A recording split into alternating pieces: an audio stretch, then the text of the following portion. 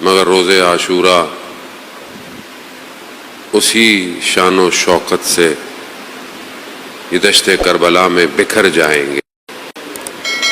وہ غم اور حزن کے دن ہیں، اور ہمیں بھی اپنے آپ کو امام کے اس کاروان کے ساتھ آگے کی طرف بڑھنا ہے۔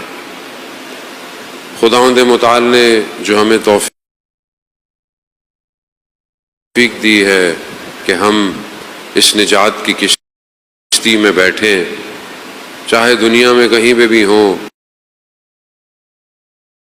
کسی سال ہو، کوئی بھی ایج جو، اس سے کوئی فرق نہیں پڑتا، امام کی کشتی سب کے لیے ہے۔ اسی لیے مجالس اور عزاداری ایسی ہونی چاہیے کہ جو اس میں سب کے لیے دروازے کھلے ہوئے ہیں، کیونکہ امام حسین کشتی نجات ہے۔ نجات میں آنے سے لوگوں کو روکا نہیں جاتا، بلکہ اور دروازے بڑھائے جاتے ہیں۔ خدا کرے کہ ہم خود بھی اس کشتی میں سوار ہوں اور دوسرے لوگوں کو بھی سوار کر سکیں۔ یہ بڑی ذمہ داری کا کام ہے، یہ خدا کی طرف سے ایک توفیق ہے۔ روز محشر سوال بھی کیا جائے گا کہ ہم نے تمہیں اس مکتب میں پیدا کیا تھا، تم کتنوں کو اس مکتب میں لے کے آئے۔ سید الشہداء علیہ السلام کی زندگی کا مقصد اور ہدف اور قیام عاشورہ ہمارے لیے ایک بے قرار سمندر ہے، اور اس میں سے ہر کنارہ انسان کو کمال پہ پہنچاتا ہے۔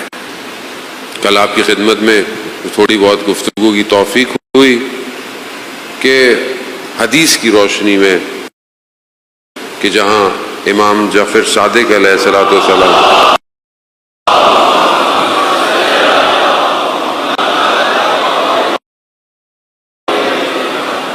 امام ارشاد فرمائے، اور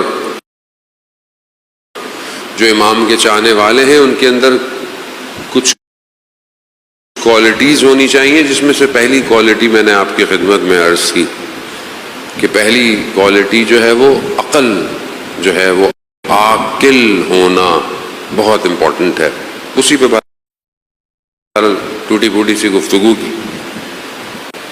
اور جب سوسائٹی، گھر بنانا الگ ہے، بلڈنگ بنانا الگ ہے، اسی طرح ایک کمیونٹی بنانا الگ ہے۔ ہو سکتا ہے جب آپ گھر بنا رہے ہو تو آپ گھر کے بارے میں سوچیں گے، لیکن جب آپ ایک بلڈنگ بنائیں گے تو اور چیزیں بھی سوچیں گے، پارکنگ بھی سوچیں گے، پانی کیسے جائے گا، پانی کیسے چڑھے گا۔ پھر جب آپ ایک کمیونٹی بنائیں گے، جیسے کہ رضویہ سوسائٹی ہے، تو روڈ کہاں سے نکلیں گے، دروازے کہاں ہوں گے، مسجد کہاں ہوگی، پارک کہاں ہو، یہ ساری چیزیں بڑھتی جاتی ہیں۔ اور جب امت ڈیزائن ہو رہی ہو تو پھر بہت کچھ امپورٹنٹ ہے۔ امت آسان نہیں ہے بنانا، امت کھڑی ہو جائے، ایک امت، ہر نبی ایک امت کے لیے آیا۔ نبیوں نے ظاہری چیزوں بھی بتایا، ہر نبی کے اندر بہت ساری ایسی کوالٹیز تھیں۔ حضرت داؤد نے بتایا لوہا کیسے ہوگا، کسی نے بتایا دھاگا کیسے ہوگا، زبانیں کیسے ہوں گی۔ یہ بھی حضرت یوسف علیہ السلام نے بتایا کہ ذخیرہ کیسے کرنا ہے، ان حالات میں کیسے جو ہے وہ گندم کو سیو کریں 7-8 سال کے وہ خراب نہ ہو۔ خوب یہ بھی کیونکہ علم لدنی تھا، علم وہاں سے تھا جہاں سے علم پیدا ہوا ہے، علم کی خلقت جہاں سے ہوئی ہے وہیں سے ان کے پاس علم تھا، لیکن اصل ہدف امت بنانا تھا، امت۔ اور تمام نبیوں نے امتیں ڈیزائن کی، اور امت اپ گریڈ ہوتی گئی، ورژن بڑھتا چلا گیا۔ آئی او ایس کا ورژن کون سا آج کل، اینڈرائڈ کا کون سا ورژن، یہ تو سب یاد ہے ہم لوگوں کو، یہ تو ہماری باتیں بڑی امپورٹنٹ ہوتی ہیں، یہ بھول جائیں گے تو زندگی کیسے چلے گی۔ امت لیٹسٹ ورژن پہ آ گئی. اور وہ کون سی امت تھی؟ وہ آخری نبی کی امت تھی. یوم اکملت لکم دینکم، تمہارے لیے دین کامل ہو گیا، یعنی اب یہ لیٹسٹ ہے، اس کے بعد امت کوئی نہیں آئے گی. اب اسی امت کو آگے جانا ہے، اور ظاہر ہے اس آخری امت کو آگے لے کے جانے کے لیے بھی پھر ایسی ہستیاں چاہیے تھیں کہ جو امت کو ڈرائیو کر سکے. بس آپ کی توجہ کا طالب ہوں. کسی قوم، لسانی قوم ہو، رنگ والی قوم ہو، کسی خطے کی ہو، اس کو لے کے جانا ڈیفرنٹ ہوتا ہے. ہاں، لیکن امت کو کہ جس نے صرف یہاں پر نہیں رہنا، جو روز محشر بھی کھڑی ہوگی اور وہاں بھی اس کو سفر کروایا جائے، صراط سے گزارا جائے، میزان سے گزارا جائے، پتہ نہیں کہاں کہاں سے، اس امت کو چلانے کے لیے ایک امام کی ضرورت ہوتی ہے. اور وہ ساری امتوں کی آخری امت نچوڑ ہوتی ہے. آخری ورژن جو ہے وہ اس کا سب کچھ کرکس اسی کے اندر ہے. آخری امت، آخری نبی، سب ختم، یہی ہے سب کچھ. اللہ نے جتنی خلقت بنائی، جتنے نبیوں کو بھیجا، جتنی کتابیں اتاری، جتنے نبی بھیجے، سب کا جو آخری چیز تھی وہ رسول خدا حضرت محمد مصطفیٰ صلی اللہ علیہ وسلم.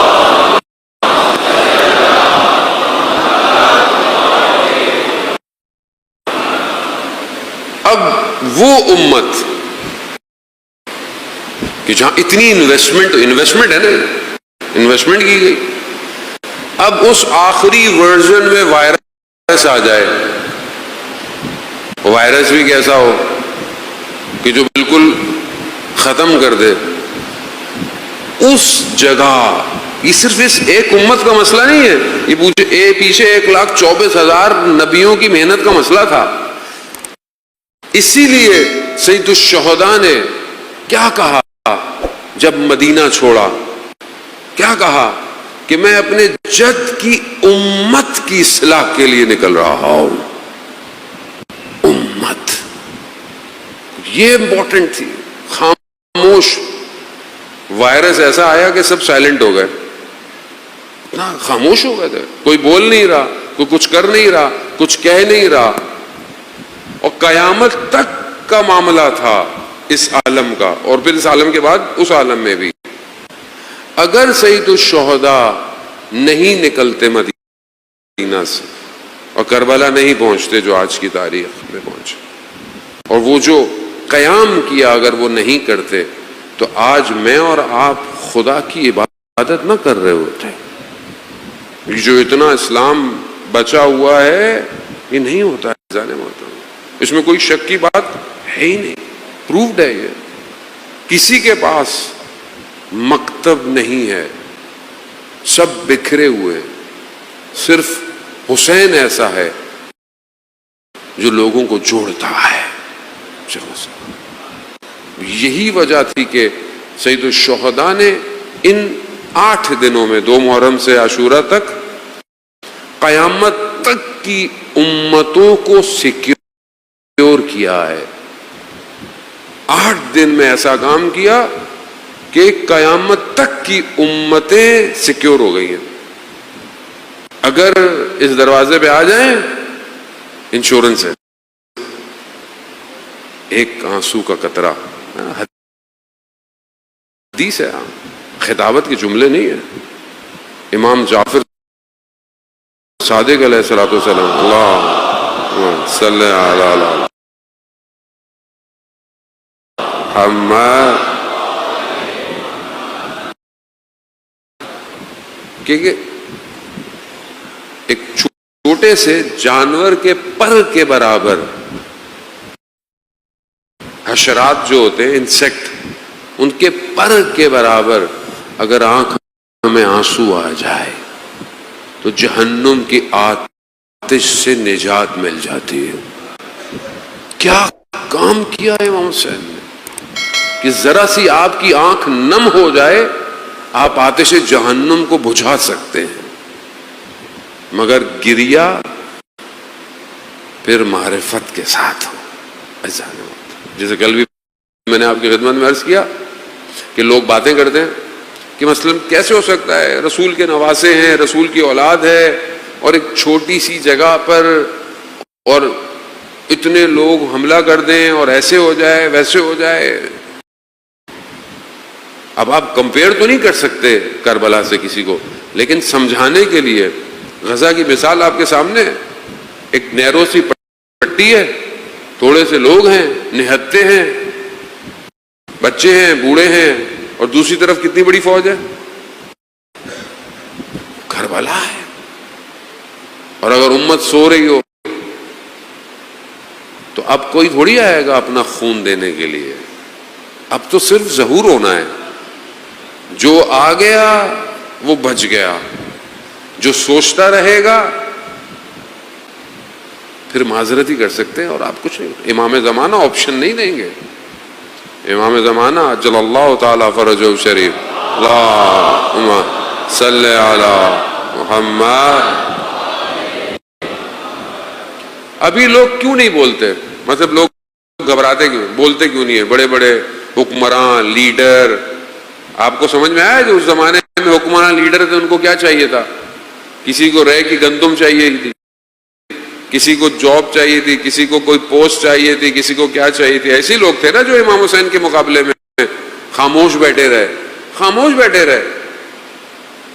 ابھی بھی لوگ خاموش ہیں. ہر کسی کو اپنی پوسٹ چاہیے نا. تو کیا ملے گا آپ مجھے بتائیں؟ حق کا ساتھ نہ دیا تو کچھ بھی نہیں ہے. اگر آپ ہاتھ سے نہیں کر سکتے تو زبان سے کریں، زبان سے نہیں کر سکتے تو دل سے کریں. کسی چیز سے تو برا سمجھیں کم از کم. کچھ نہیں کر سکتے تو کم از کم وہ چیزیں تو مت کھائیں پیئیں جن چیزوں کا پتہ ہے آپ کو. وہ لوگ کہتے ہیں مولانا صاحب تو لوگ ہمارے ہی تو نوکریاں کر رہے ہیں، اب ہم کیا کریں. میں بہت سخت بات کہنا نہیں چاہتا پھر کہیں بری نہ لگ جائے، اس لیے میں جو ہے وہ درگزر کرتا ہوں. اس کے بھی بہت سارے جواب ہیں جان محترم. آپ کے کام سے یا آپ کے کسی بھی چیز سے اگر کسی ایک غزہ میں بچے کا خون بہا جا رہا ہے تو آپ کیا کریں گے؟ کریں گے کام؟ نہیں کریں گے. صرف تفکر کی ضرورت ہے، فکر کی ضرورت ہے جان محترم. سید الشہداء کا مکتب یہی ہے کہ وقت کے یزید کو پہچانو تو صحیح. کچھ کر نہیں سکتے تو کم از کم پہچان تو لو کہ کم از کم ہاں یہی یزید ہے. تو یہ مکتب کہ کل میں نے آپ کی خدمت میں عرض کیا، پہلی کوالٹی عقل ہونی چاہیے. دوسری کوالٹی کی جو میں آج آپ کی خدمت میں عرض کرنا ہے، امام جعفر صادق علیہ الصلوۃ والسلام ارشاد فرماتے ہیں،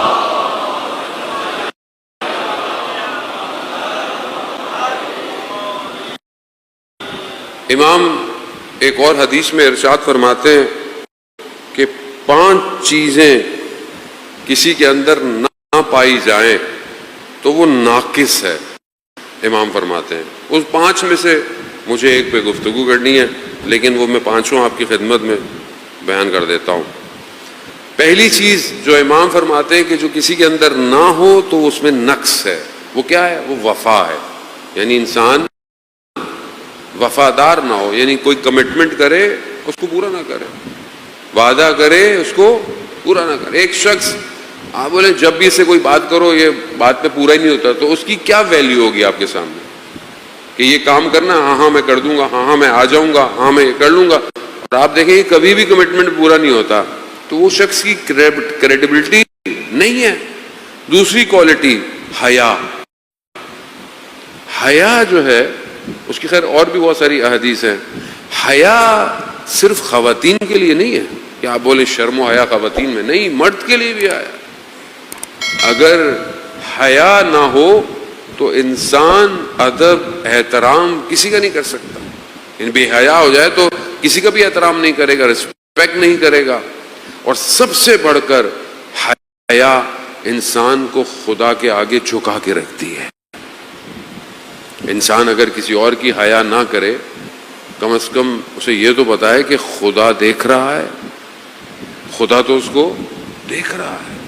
کوئی نہیں دیکھ رہا مگر پروردگار تیرے سامنے میں حیا کرتا ہوں. ہمارا تو ایمان اور عقیدہ یہ ہے کہ ہمارے وقت کا امام ہمیں دیکھ رہا ہے. تو اگر ہمیں کسی اور سے شرم و حیا نہیں تو اپنے وقت کے امام سے تو ہونی چاہیے کہ امام دیکھ رہے. آیت اللہ تقی بافقی کا واقعہ آج پڑھ رہا تھا میں. وہ ایک شخص مسجد جمکران گیا اور مشکل میں تھا. مسجد جمکران سے نکلا تو ایک سید ملے انہیں اور انہوں نے کہا کہ فلانے شخص کو دیکھو، وہ سڑک پہ صفائی کر رہا ہے. آیت اللہ عالم صفائی کر رہا ہے. اس کے پاس جانا، اس کو بولنا جو تمہارے پاس پیسے ہیں مجھے دے دے. تو یہ گیا ان کے پاس، کہا کہ وہ مجھے کسی سید نے بھیجا ہے کہ آپ کے پاس کچھ پیسے ہیں. تو انہوں نے سب سے پہلے اپنے سر پہ ہاتھ مارا کہ مجھے امام کیوں نہیں ملے، تمہیں مل گئے. تو خیر وہ انہوں نے دے دیا. آیت اللہ تقی بافقی کا واقعہ ہے کہ جب یہ عراق سے ایران آ رہے تھے زمینی راستے سے، تو بہت سردیوں کی رات تھی، بہت برف. تو انہوں نے بولا کوئی جگہ رات کو گزارنے کے لیے چاہیے، یہ بتانے کے لیے کہ امام کتنا قریب ہوتا ہے. تو یہ جانے لگے تو وہ قہوہ خانہ جیسے چائے کی دکان ہوتی ہے تو وہاں جانے لگے، لیکن وہاں پر لوگ ایسے اباش بدماش ٹائپ کے بیٹھے ہوئے تھے تو مناسب نہیں تھا. اب ان کو پتہ بھی رات بھی گزارنی ہے، برف گر رہی ہے. تو انہوں نے دیکھا کہ درخت کے نیچے ایک سید بیٹھا ہوا ہے اور انہوں نے کہا کہ تم ادھر آ جاؤ، وہ جگہ تمہارے لیے مناسب نہیں ہے. رات گزاری، باہر برف ہے، درخت کے نیچے گرمی ہے. آرام سے رات گزاری. فجر ہوئی، کہا نماز پڑھیں، نماز پڑھی، پھر نکلنے لگے، جانے لگے. تو ان کو احساس ہو گیا کہ یہ کوئی اور نہیں ہے، یہ وقت کے امام ہے. جیسے ہی احساس ہوا تو امام نے فوراً کہا کہ اب جب کہ آپ کو پتہ چل چکا ہے تو ہم جا رہے ہیں. تو کہا مولا پھر کب ملیں گے؟ کہا کم میں ملیں گے اور سبزہ زار میں ملیں گے خراسان. کم گئے، اندر بے چینی تڑپ، 2-3 دن رہے، امام سے ملاقات نہیں ہوئی، چلے گئے. سبزہ زار پہنچے، کہا کہ پتہ نہیں اب امام ملیں گے کہ نہیں ملیں گے. ایسے میں امام نے ہاتھ رکھا تو کہا مولا میں تو کم میں آپ کا انتظار کر رہا تھا. کہا میں کم میں حرم کے باہر جو ہے وہ کھڑا ہوا تھا آپ کے برابر میں، مگر ایک خاتون آپ سے مسئلہ پوچھ رہی تھیں اور آپ سر جھکائے مسئلے کا جواب دے رہے تھے، میں آپ کے برابر میں کھڑا ہوا تھا. جان محترم، ہمیں نہیں پتا کہاں ہمارا امام ہمارے ساتھ. اسی لیے کسی اور سے نہیں تو امام سے ضرور حیا کیا کرے کہ انسان حیا کوئی نہیں دیکھ رہا، امام دیکھ رہا ہے. یہ دوسری کوالٹی. تیسری کوالٹی امام کہہ رہے ہیں کہ انسان کے اندر ہونی چاہیے، وہ حسن خلق ہے، یعنی انسان کا اخلاق اچھا ہونا چاہیے. انشاءاللہ اس پہ بعد میں بات کریں گے. تدبیر یعنی پلاننگ ہونی چاہیے. ایسی زندگی نہیں ہونی چاہیے کہ بغیر انسان کے پاس کوئی اس کا رول، گول، ویژن، مشن ہو ہی نہیں. پتہ نہیں دیکھیں گے آگے کیا کریں گے. اصل مدبر پروردگار ہے، اس میں کوئی شک نہیں ہے، لیکن آپ کی زندگی میں بھی پلاننگ یا کیریئر اپرچونٹی یا کاؤنسلنگ ہونی چاہیے. پانچویں جو چیز جس پہ گفتگو کرنی ہے وہ امام فرماتے ہیں کہ یہ ساری خصوصیتیں اس کے اندر جمع ہو جاتی ہیں. اور وہ کیا ہے؟ وہ ہے احرار، یعنی آزاد ہونا، حر ہونا. حر یعنی آزادی انسان کے اندر ہونی چاہیے. آزادی کیا ہے؟ یہی ہے. امام نے کیا فرمایا تھا؟ امام کے جملے یقیناً آپ کو یاد ہوں گے کہ جب روز عاشورہ امام جو ہیں وہ زمین کربلا پر ہیں اور بدن اتنا زخمی ہے کہ امام ہل نہیں سکتے اور انہوں نے خیموں کی طرف حملہ کیا، تو امام نے کیا کہا تھا؟ اگر تمہارے پاس دین نہیں ہے اور تم قیامت پہ یقین نہیں رکھتے تو کم از کم آزاد تو رہو، آزاد تو رہو، میں بھی زندہ ہوں۔ یہ جو آزادی ہے یہ بہت امپورٹنٹ ہے۔ کل میں نے تھوڑی سی گفتگو کی تھی، آزادی کسے کہتے ہیں؟ اصل آزادی کیا ہے؟ یعنی کوئی رکاوٹ نہ ہو، کوئی باؤنڈری نہ ہو، کوئی شرائط نہ ہو، آپ جو دل چاہے کریں، تو یہ آزادی نہیں ہے۔ اصل میں آزادی کی ڈیفینیشن کیا ہے کہ ہم آزاد ہو جائیں۔ کس سے آزاد ہو جائیں؟ کس چیز سے؟ آزادی پازیٹو بھی ہے، آزادی نیگیٹو بھی ہے۔ انسان بولے بھائی مجھے کچھ بھی نہیں کرنا، بچہ بولے بس مجھے چھوڑ دو، بچے ہوتے ہیں نا بعض اوقات، بس ہمیں آزاد کر دو، بہت ہو گیا، بچے تھوڑی ہیں، ہم بڑے ہو رہے ہیں، ہمیں کچھ بھی کرنے دو۔ بھائی کیا کریں؟ کیا کرنا ہے تم نے؟ جب آپ اسکول میں پڑھتے ہیں تو اسکول کے اندر آپ کو پڑھنا تو پڑتا ہے نا، مطلب اتنی کلاسیں لیں گے، اتنے دن چھٹی کریں گے، کیا ہوگا؟ اسکول سے باہر نکال دیں گے۔ تو کیا آزادی ہے؟ آزادی ہے، مگر شرائط کے ساتھ۔ وہ میں مولانا صاحب اڑنا چاہتا ہوں، ہاں کودو اوپر سے۔ کیا چیز اڑنے نہیں دیتی آپ کو؟ کون سی چیز ہے جو آپ کو اڑنے سے روکتی ہے؟ گریوٹی۔ گریوٹی آپ کو اڑنے نہیں دیتی ہے۔ بولو مولانا صاحب یہ کہ اب آزاد ہے بندہ، اڑنا چاہیے، اڑو، پر لگاؤ، جہاز بنانا پڑے گا، چیزیں بنانی پڑیں گی۔ خود گریوٹی آپ کو نیچے کھینچتی ہے، یعنی وہ لمیٹیشن ہے آپ کی کہ آپ اگر جانا ہے تو اس کے لیے پھر آپ کو کچھ اور کرنا پڑے گا۔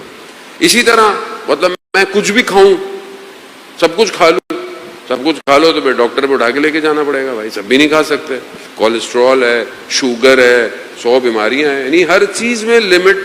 اب یہ جو لمیٹیشن ہے، کیا یہ زبردستی ہے؟ ہر چیز کے اندر قوانین ہے، آزادی نہیں ہے۔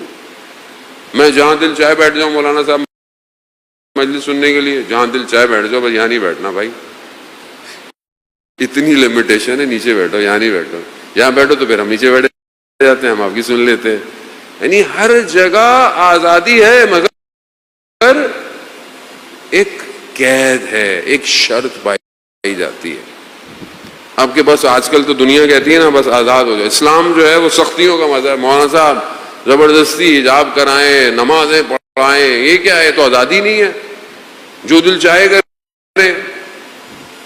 نہیں، آزادی اتنی ہے۔ کسی نے پوچھا مولا کائنات حضرت علی ابن ابی طالب علیہ اللہ،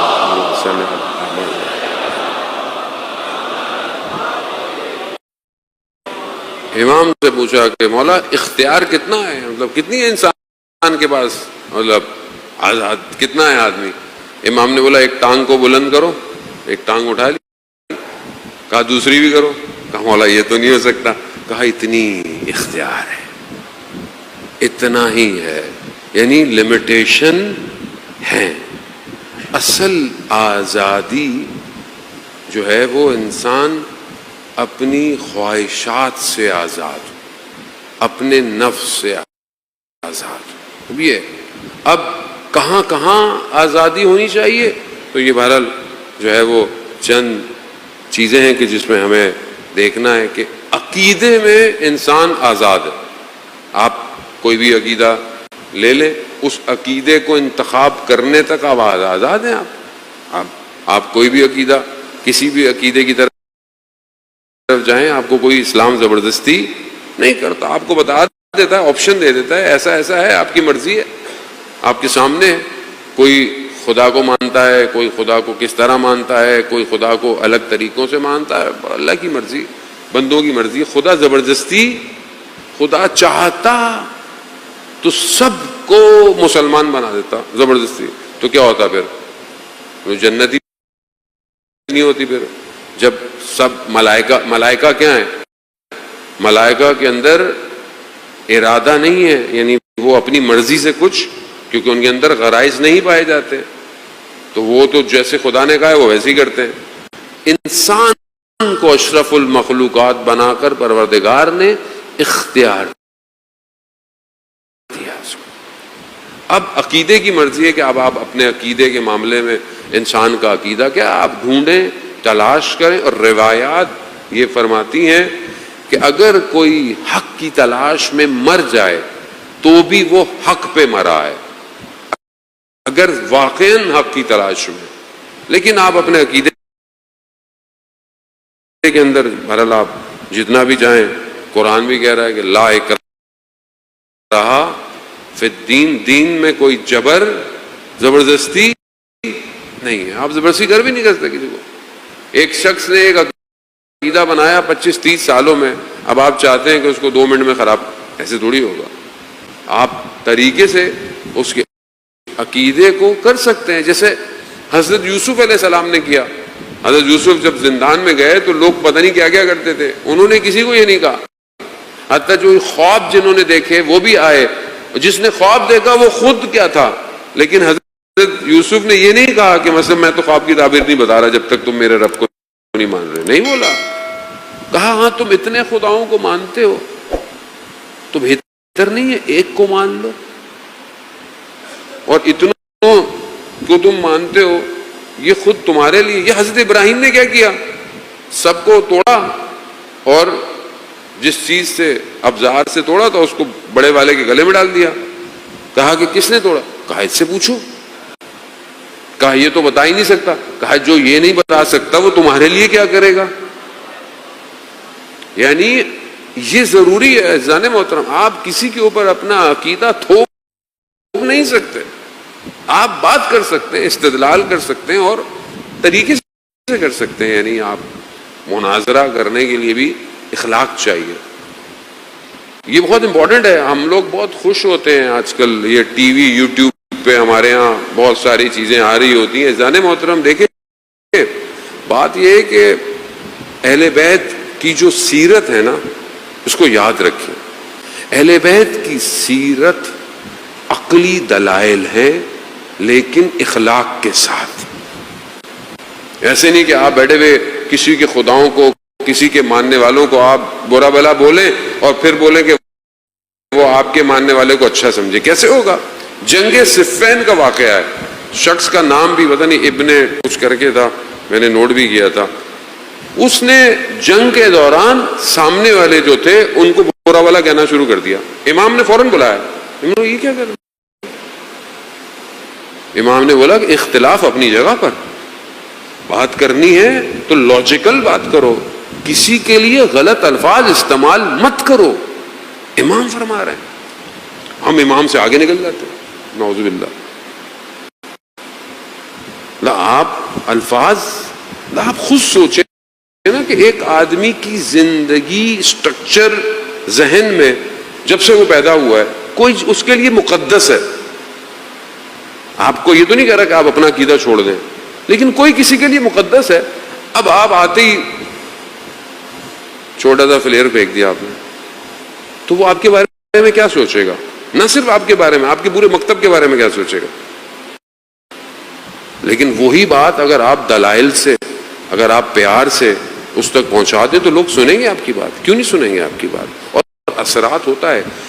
امام رضا علیہ الصلوۃ والسلام ارشاد فرماتے ہیں،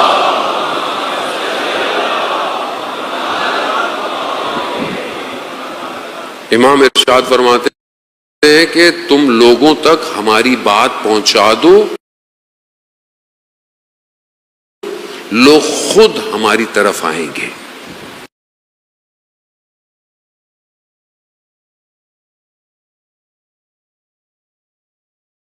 خود آئیں گے. آپ لوگوں تک ان کی بات پہنچائیں. تو یہ عقیدے کا جو ہے وہ بہت ضروری ہے. ایک آزادی عقیدے کی آزادی ہے، دوسری آزادی جو ہے وہ اجتماعی ہے. مثال کے طور پر اجتماع میں آپ چاہتے ہیں آزادی ہو، لیکن آپ کسی کے گھر میں تھوڑی گھس سکتے ہیں. آپ کی 4 دیواری، آپ کی لمٹ ہے. آپ بولے میں اگلے گھر میں گھس جاؤں. صدر اسلام کا واقعہ ہے کہ ایک شخص کا درخت کسی اور کے گھر کے اندر آ رہا تھا اور وہ بغیر پوچھے گھس جاتا تھا اس کے گھر میں. اب اس کے گھر والے بیٹھے ہیں، یہ بول رہے ہیں، تو اس نے آ کے رسول خدا کو شکایت کی کہ یا رسول اللہ، یہ گھر میں بغیر پوچھے آ جاتا ہے. میرے گھر میں میری خاتون کے سر پہ چادر نہیں ہوتی یا کچھ نہیں ہوتا، یا ہم آرام سے بیٹھے ہوئے، یہ آ جاتا درخت میں اپنے درخت کے پھل کاٹنے کے لیے. تو رسول خدا نے اس کو بلایا، کہا کہ بھائی ایسا نہیں کرو، اس کا گھر ہے. لیکن وہ بہت ہی اب کچھ کہہ بھی نہیں سکتا آدمی. تو رسول خدا نے اس کو اتنا سمجھایا کہ بھائی ایسا کرو، یہ درخت بیچ دو. کہا نہیں میں بیچوں گا نہیں.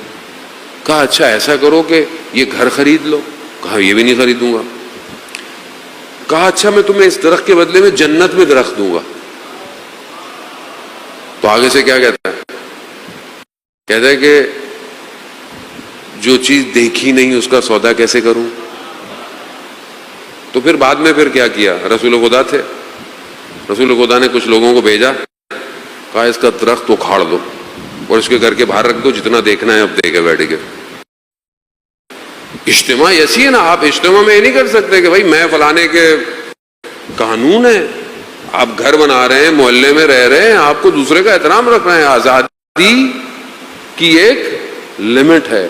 اسی طرح اکنومیکل آزادی، اقتصادی، اس میں بھی آپ یہ نہیں کر سکتے کہ سارا مال اٹھا لیا، جیسے ہمارے معاشرے میں بھی ہوتا ہی ہے شاید، کہ ایک سب مال آپ نے جمع کر لیا، ذخیرہ اندوزی کر لی.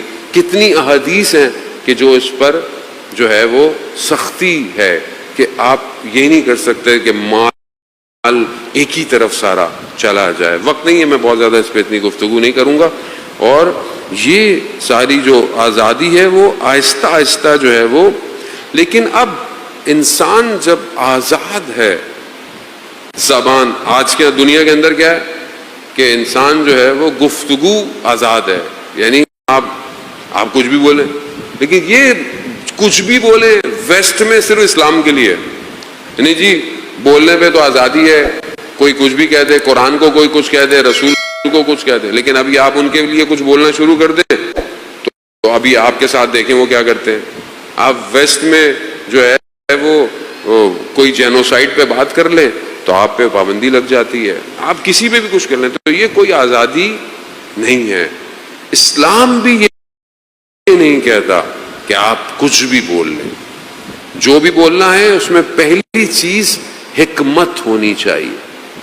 حکمت یعنی آپ دیکھیں نا کہ کس طرح قرآن جو ہے وہ حضرت لقمان کی تعریفیں کر رہا ہے. حضرت لقمان نبی نہیں ہے، مطلب ایک غلام تھے، لیکن قرآن کہہ رہا ہے قال لقمان ابن ہی، یعنی لقمان نے اپنے بیٹے سے کہا. یعنی حکمت انسان کو کتنا بلند کر دیتی ہے کہ قرآن بھی اس کا ذکر کرنے لگتا ہے. گفتگو کرے، اب انسان حکمت کے ساتھ کرے، مناظرہ کرے، عقل کے ساتھ دل کر دے. تو یہ بہرحال چند چیزیں کہ جسے امام حسین چاہتے تھے کہ آزاد رہو. آزادی امپورٹنٹ ہے، لیکن خواہشات سے، نفس سے، ظلم سے، ظلم کے مقابلے میں آزاد رہو. ظلم برداشت کر رہے ہو، کیوں نہیں بول رہے؟ توڑو اس کو، بیریئر کو. انسان خب یہ آزادی جو ہے وہ عزیزان محترم، آج ہم اپنی معاشرے میں ہم اپنے آپ کو دیکھیں، ہم کتنے آزاد ہیں. ہماری زندگی اور اصل آزادی عزیزان محترم، آیت اللہ خامنائی فرماتے اصل آزادی اپنے آپ کو خدا کے حوالے کر دینا ہے. یعنی جو اپنے آپ کو خدا کے حوالے کر دے پھر وہ ہر چیز سے آزاد ہے. پھر کوئی چیز اسے روک نہیں سکتی. پھر جو ہے وہ خدا کے لیے ہے. خوف خدا سے ہے، دنیا کے آگے نہیں جھکے گا، خدا کے آگے جھکے گا. اگر کوئی بات کہے گا خدا کے لیے کرے گا. یہ خدا کی طرف پڑھنا. اصل امام حسین علیہ السلام بھی یہی چاہتے تھے کہ یہ جو ہمارے اندر کوالٹی پیدا ہو، ہم ایک امت بن پائیں. آج ظہور کے ہم لوگ قریب ہیں اور جو دنیا کے حالات ہیں وہ ہمیں ظہور کے نزدیک کر رہے ہیں. تو کیا ہم آزاد ہیں کہ ہم اپنے وقت کے امام کا ساتھ دے پائیں گے؟ کیا ہم چیزوں میں پکڑے تو نہیں ہوا معاشرہ اپنی جگہ، سوسائٹی اپنی جگہ، عقیدہ، ساری چیزیں امپورٹنٹ ہیں. عقیدہ آزاد ہے، زبان آزاد ہے، اقتصادیات یعنی آپ کا اکنومیکل سسٹم آزاد ہے کہ آپ امام زمانہ کو سپورٹ کروائیں گے. آپ کی زبان آزاد ہے کہ آپ اپنے امام زمانہ کے لیے کچھ کہہ پائیں گے. سب سے بڑھ کر کیا میرا نفس آزاد ہے میری خواہشات سے کہ میں اپنے امام تک پہنچ پاؤں؟ سب سے بڑی رکاوٹ تو میں خود ہوں اپنے لیے، میری خواہشات.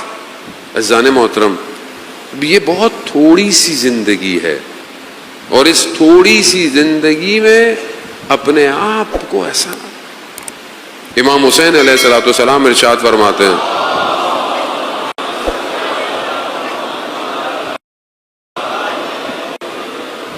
امام ارشاد فرماتے ہیں کہ یہ جو دنیا کی شیرنی یعنی دنیا کی حلاوت یعنی دنیا کی مٹھاس، یا یوں کہیں کہ یہ دنیا میں پلیجر ہے، مزے، ساری چیزیں ہیں، کھانے میں ہوں، رہنے میں ہوں، دیکھنے میں ہوں، بولنے میں ہوں، پینے میں ہوں، یہ دنیا کی جتنی بھی چیزیں لذتیں ہیں اور دنیا کی جتنی تلخیاں ہیں، امام حسین فرماتے ہیں جتنے امتحان ہیں آپ کی زندگی میں، جتنی مصیبتیں ہیں، بیماریاں ہیں، مشکلات ہیں، یہ سب امام فرماتے ہیں یہ خواب ہے، خواب. اور اصل کامیابی آخرت میں، یعنی جتنی چیزیں ہم استعمال کر رہے ہیں، جتنی زندگی میں ہم خوش ہو رہے ہیں، یہ کچھ بھی نہیں ہے، یہ خواب ہے. خواب میں آپ کہیں اونچائی سے گر رہے ہو، ایک دم آپ اٹھ جاتے ہیں تو کیا آپ کو نقصان ہوتا ہے؟ یا آپ کو پتہ چلتا ہے؟ آپ گھبراتے بھی نہیں ہیں. کیوں نہیں گھبراتے؟ کیونکہ آپ کہتے ہیں خواب تھا تھوڑی دیر کے لیے. یا خواب میں آپ کو بہت کچھ مل جائے تو آپ اٹھ جائیں، لیکن بھائی میں تو وہیں بیٹھا ہوا ہوں، پتہ نہیں ہے تو میں جہاز اڑا رہا تھا، کیا تھا. لوگ خوش ہوتے ہیں، نہیں ہوتے تو خواب تھا. امام فرماتے ہیں یہ پوری زندگی خواب ہے، خواب. اصل بیداری آخرت ہے، آخرت. آزاد ہو، آزاد کرو اپنے. جتنا قید میں ڈالو گے پرواز مشکل ہو جائے گی، جتنے بھاری ہو جاؤ گے پرواز نہیں کر سکتے. پتھر کو آپ پھینکیں کہاں تک جائے گا؟ اسی ایک کاغذ کو جہاز بنا دیں، پھر آپ پھینکیں اس کو، کہاں تک جائے گا؟ ہلکا. وجود کو گناہوں سے ہلکا کرے.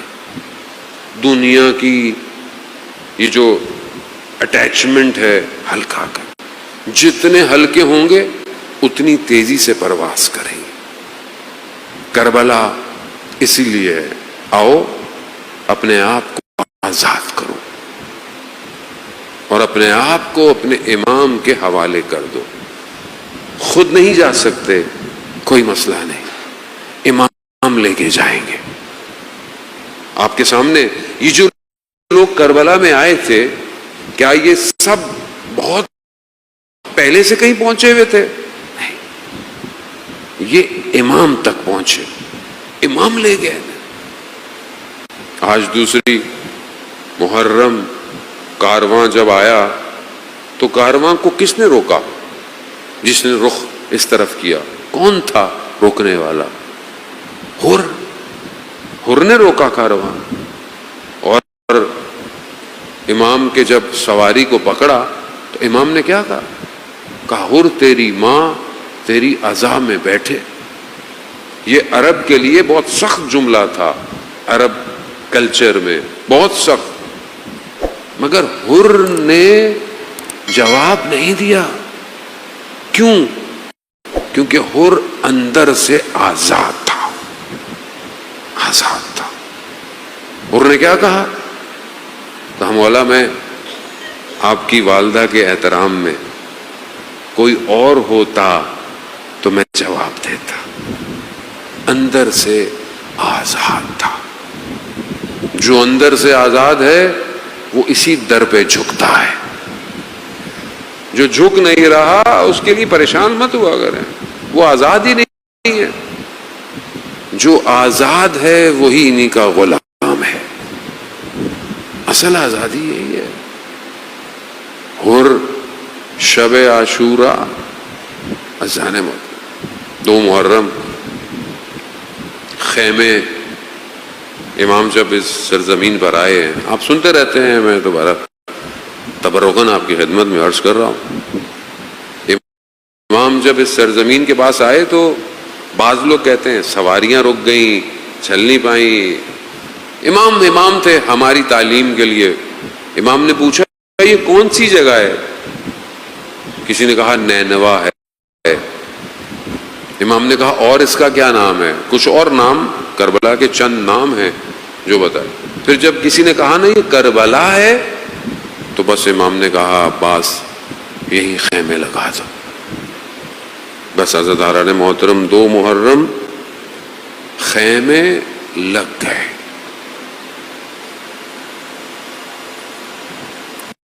کس شان اور شوکت سے یہ سواریاں پہنچی ہیں۔ مکہ سے کربلا تک تقریباً 24 دن لگے ہیں۔ حج توڑا ہے انہوں نے 9 محرم، 9 ذی الحج، 8 ذی الحج کو احرام کو آزاد ہوئے، 2 کو پہنچے، 24 دن تقریباً 24 دن یہ اللہ اکبر۔ کعبہ سے یہ سواریاں وہاں پہنچی جہاں تجلی ہونی تھی۔ عشق کا سفر تھا جو کربلا کے رکا ہے۔ خیمے لگ گئے۔ انشاءاللہ خدا توفیق دے کہ آگے ہم ان خیموں پہ گفتگو کر سکے، مگر یہاں حضرت حر، آپ دیکھیں نا کہ جب انسان آزاد ہو جاتا ہے، حضرت حر جیسی شخص، آج بھی حضرت حر کتنے لوگوں کو آزاد کر رہے ہیں۔ آج بھی آپ ان کی زیارت پہ جائیں، خدا توفیق دے، کتنے لوگوں کو حضرت حر کہاں پہنچا رہے ہیں۔ یعنی جب ایک شخص آزاد ہو جائے تو کتنے لوگوں کو وہ خود لے جاتا ہے امام حسین کے کاروان میں۔ ایک عالم دین تھے، مریض تھے بہت زیادہ، اور ان کے دوست ان کو حضرت حر کی زیارت لے کے گئے تو وہ ہل نہیں سکتے تھے، لیٹے ہوئے تھے، بدن میں مشکل تھی، تو دوست چھوڑ کے چلے گئے کہ ہم کہیں اور سے ہو کے آتے ہیں۔ تو انہوں نے دیکھا کہ ایک عرب خاتون آئی اور انہوں نے حضرت حر کی جالی کو پکڑا نیچے سے، اور وہاں پر یا کاشف الکرب ان وجہ الحسین اکشف کربی بحق الحسین، اے وہ جس نے امام حسین کے چہرے سے کرب کو دور کیا، مجھے شفا دے دے حسین کے صدقے میں۔ کہتے ہیں اس نے ایک جالی پکڑی، پھر اوپر، پھر 3 کرتے کرتے وہ شفا لے کر چلی گئی، اور کہتے ہیں میں وہاں بیٹھا ہوا یہ دیکھ رہا ہوں، میں نے اپنے آپ کو بڑی مشکل سے زری کے قریب کیا اور میں نے بھی ایک ایک پکڑنا شروع کیا اور پڑھنا شروع کیا، یا کاشف الکرب ان وجہ الحسین۔ کہا میں نے دیکھا آہستہ آہستہ میرے بدن میں ایک انرجی آنا شروع ہوئی اور میں سالم کھڑا ہو گیا۔ اور ہم نہیں سمجھے ان ہستیوں کو، کیونکہ یہ سب ستارے ہیں نا، اور ظاہر ہے خورشید حسین ہے تو ستارے روشنیوں میں نظر نہیں آتے، مگر ستارے تو ہیں اذان موت۔ حضرت حر شب عاشورہ خیمے میں ٹہل رہے ہیں۔ 7 شخص نے پوچھا حر کیا ہوگا، پریشان لگتے ہو؟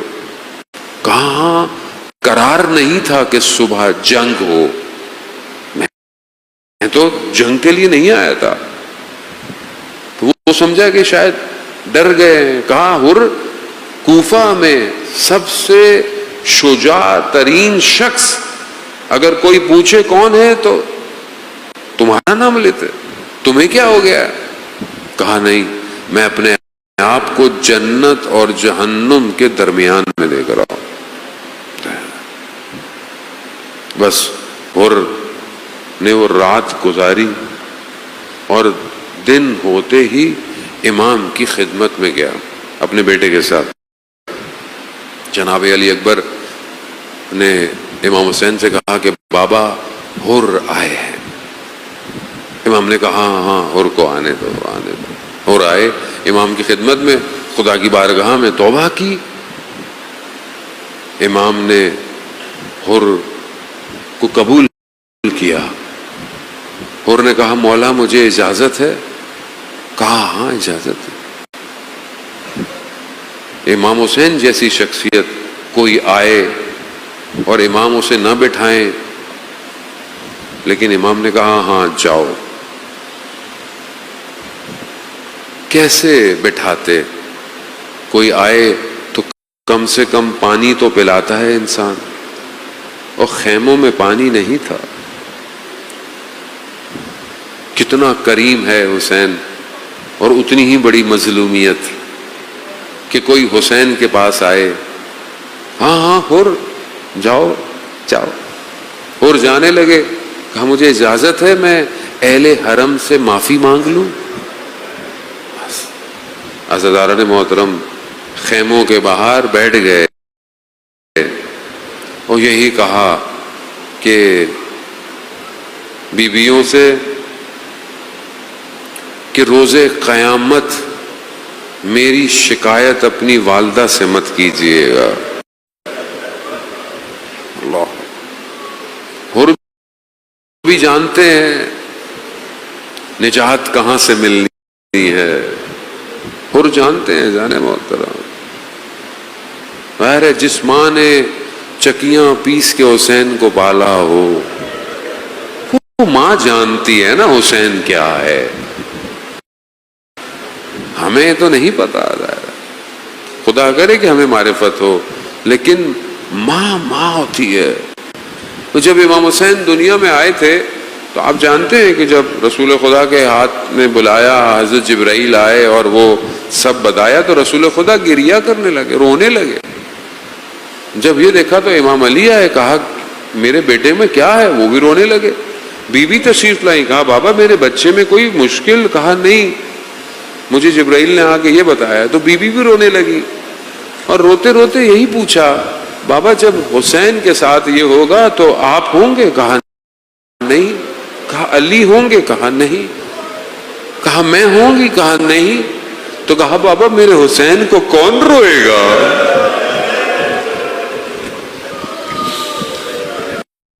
اللہ اکبر اللہ. ہمیں نہیں پتا ہماری قدر کیا ہے. رسول خدا نے کہا نہیں بیٹی, خدا ایک قوم پیدا کرے گا جو تمہارے حسین پہ گریہ کرے گی. اللہ اکبر اللہ اکبر. ہاں زیادہ حر جانتے تھے. حر نے اس لیے کہا کہ روز محشر اپنی والدہ سے میری شکایت مت کیجیے گا. کیوں؟ کیونکہ حر نے تو روکا تھا, حر نے روکا تھا, خیمے لگے ہیں. اب حر کیا کرے؟ مگر کتنا کریم خاندان ہے. حر سے پہلے حر کا بیٹا گیا اور پھر گر گیا. بس آخری مراحل ہیں. آپ سے التماس سے دعا. عزیزان محترم, حر اپنے جوان بیٹے کے بدن پہ پہنچا. جیسے ہی پہنچا نا تو پھر خود امام حسین پہنچ گئے, اور امام حسین نے حر سے ایک جملہ کہا. حر جوان بیٹے کے لاشے پہ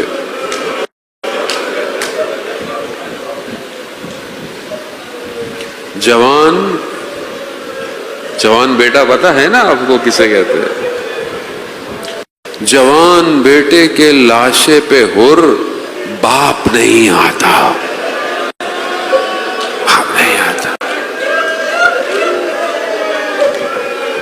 ابھی عاشورہ کا دن عجیب ہے. میں کہوں گا حر اگر آپ کچھ دیر رک جاتے تو آپ دیکھتے ایک جوان جب گرے گا تو ایک باپ نہ جانے کس طریقے سے اس تک پہنچے گا. اللہ کس طرح پہنچے گا. ہر گئے، ہر نے بھی جو ہے وہ جنگ کی جتنا کر سکتے تھے، ہر بھی گرے. ہر کے بدن پہ امام پہنچے. سلام ہو اس پیاسے شہید پر، سلام ہو سیدہ کے بیٹے پر جو صبح سے ان بدنوں پر پہنچتا رہا. درد محسوس کریں، غم تھوڑا محسوس کریں. کچھ تو اور ہم کر نہیں سکتے. جب ہر کے بدن پہ پہنچے نا تو ہر کہتے ہیں خون ماتھے پہ تھا، صاف کیا، اپنی ماں کا رومال نکالا. اللہ، یعنی امام حسین کے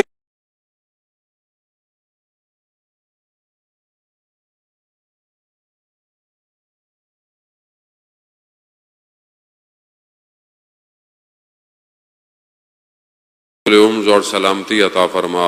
پروردگار فلسطین کے مسلمانوں کی حمایت فرما. ان مظلوموں کے لیے مسلمانوں کو یکجہتی کی توفیق عطا فرما. پاکستان کو عزت اور استحکام عطا فرما. اس کے دشمنوں کو نیست اور نابود فرما. اللہم ارزقنا زیارت الحسین فی الدنیا و شفاعتہ فی الآخرہ. صلوات بیت محمد وآلہ.